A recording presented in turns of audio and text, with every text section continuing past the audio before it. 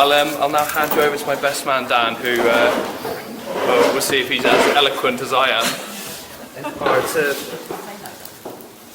tough act to follow being last, but I'll do my best. It's been a magical evening, but I think that's also sometimes called adrenaline. So we'll see how I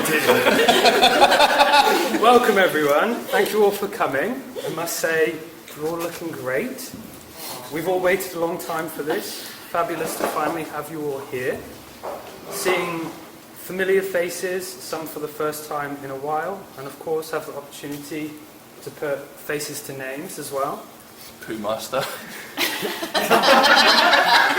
a name person. Pooh Master.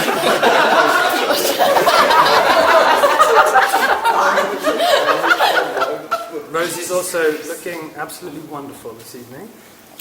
For those of you who are fortunate enough to escape my introduction, and I think that is no one at this table, I am Dan. An old friend of Sam's from university. As it turns out, he was the first person I met from my course. He was the first friend I made there. Picture us both standing outside an old converted mill made of northern stone, surrounded by other weird and wonderful nerds, chatting about Reading Festival. Back then, we were both young men, chasing a dream. You still are. Making video games, hoping to bring joy to gamers like us, to entertain people. Now look at us both. A couple of old bankers.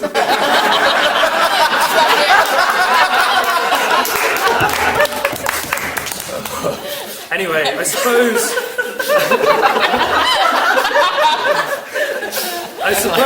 I best haphazardly make my way through a few anecdotes, big up the groom, and maybe get in a few last digs before the end.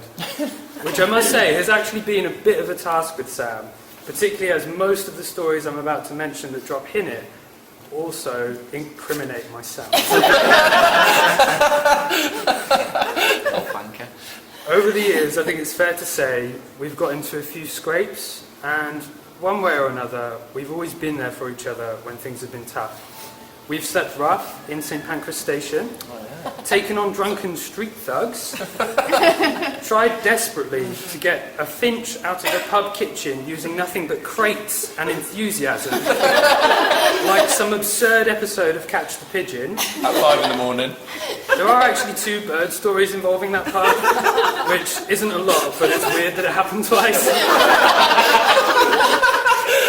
Of course, these are just the stories that I've been allowed to leave in this speech. There is the strip club story, which has been removed. It's not as bad as it sounds, I promise, but now that I've mentioned it, no one will believe us. Is that the ink on the hands? It is the ink on the hands. So I best rein it back in.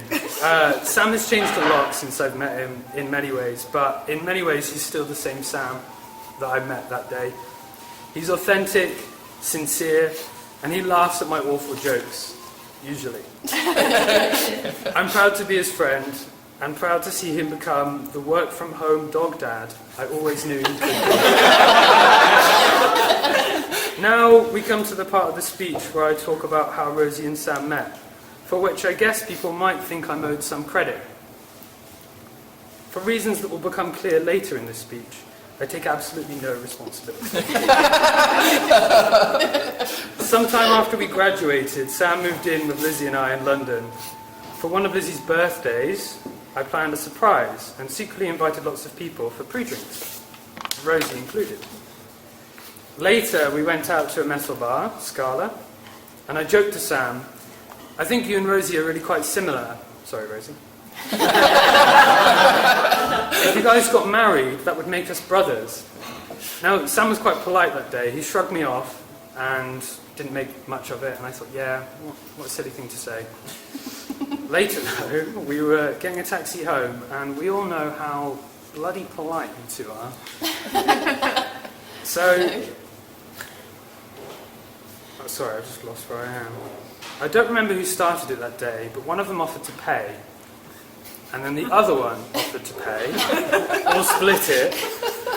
And it was one of the most well-mannered disagreements I've ever seen. The image of an old married couple bickering intruded upon me, and my joke from earlier was seemingly less silly after all. I shared my suspicions with Lizzie. Lizzie at first thought I was an idiot and a dreamer. Both valid criticisms. However, after this, Rosie would visit us more regularly than before. After some time, they started meeting without us. Oh, rude. Not long after that, Sam and I went shopping in Camden, and Sam sat me down, and he told me that he did actually quite like Rosie after all. It was as adorable as you can all imagine. I did actually show restraint that day. I thought I'd save the I told you so thinking. We were quite concerned, however, that if either one of them sensed any interference on our part, that they would feel pressured and that things would feel forced and inauthentic. And so we schemed. A most ingenious scheme. We decided to show as little interest as reasonably possible. Got to say, everyone, Operation Don't Do Anything worked like a charm.